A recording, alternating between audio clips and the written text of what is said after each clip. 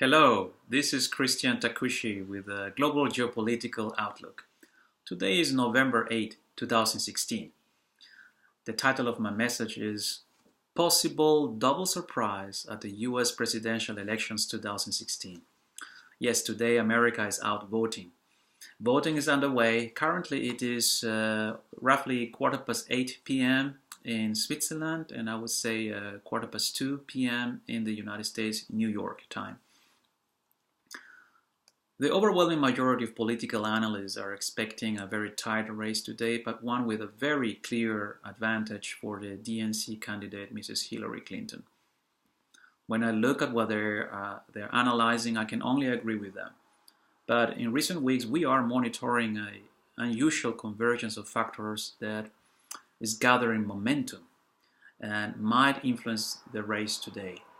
And it's pointing to a possible double surprise tonight, a victory by Mr. Donald Trump, and not by such a tiny margin, but maybe a clearer margin, clearer than many would expect. It's got to do, actually, this convergence of factors that we're looking at is a convergence of factors related to demographics, economics, and religion. And maybe it's an interesting combination and mix, a reason why many analysts are not looking at that. This is the US Rust Belt, the manufacturing base of the US that has suffered so much because of the exodus of companies to Mexico or China, where a lot of people lost their jobs. And why I'm sharing this is because there are 70 million Americans that are eligible to vote, but they did not register for voting until yesterday. Yes. 220 million Americans are eligible to vote, but only 150 million roughly registered to vote. And all that you've seen on TV concerning the voting and the polls is analyzing these people that are expected to vote because they normally vote. But those 70 million Americans have been kind of cast aside, forgotten, because no one expects them to play a role. Anyway, registration is over, people say. Is it really?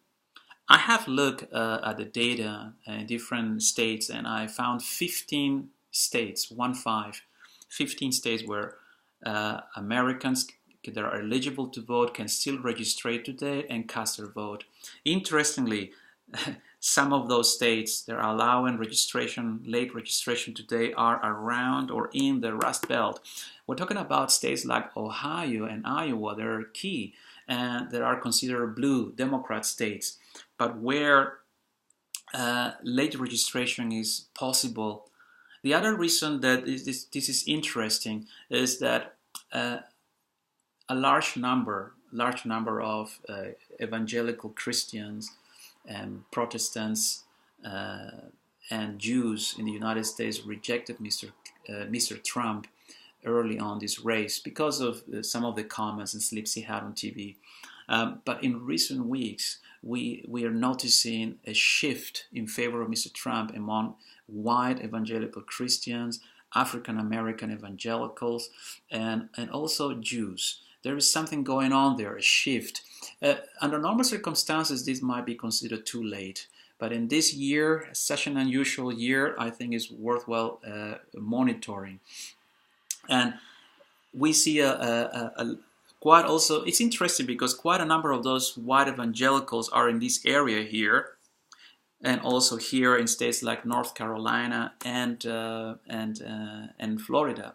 Actually, you also have there African American evangelicals in both of them. All of these states that are considered crucial today, battlegrounds or toss-up states. Well, so much to it. This is about this possible convergence that may lead to a possible double surprise tonight. If this surprise takes place, ladies and gentlemen, it might not be the last one, or it might not be the first one that we see this year. In the last 2-3 years, we have had already quite a few outstanding surprises. We saw that at the Scottish referendum for independence, where so many political analysts were confounded by the result. We saw that at the elections in the UK, where many were expecting Mr. Cameron to lose, and yet the polls were wrong. Mr. Cameron won. And we saw that even in places like Israel, where last year so many were expecting a landslide victory for the opposition, and yet Mr. Netanyahu won. I mean, we saw that also in Brexit, and I could go on. Isn't it time for us, economists, political analysts, investors, to look at our models, the way we're looking at things? Maybe it's time for us to question the data and the way we, analyze the will of the people or opinion. I have the impression that there is a global pushback against the policy mix that we have had in place in the last 2, 3, 4 decades, maybe. It depends on the country you are in. A policy mix that has been characterized for globalization, free trade, mass immigration, and very easy, very easy monetary policies. We also have the situation in the world today where political correctness has gone from something very, very good that I appreciated a lot to something that maybe has gone a bit too far, so far that many people are afraid of voicing their opinion. Many people that might be disenfranchised or very critical with our policies may not feel free anymore to voice their opinion or share their opinion with us. So I think there is something here for us, some homework to do. Well, this is it. This was my message. I hope that it added value to you.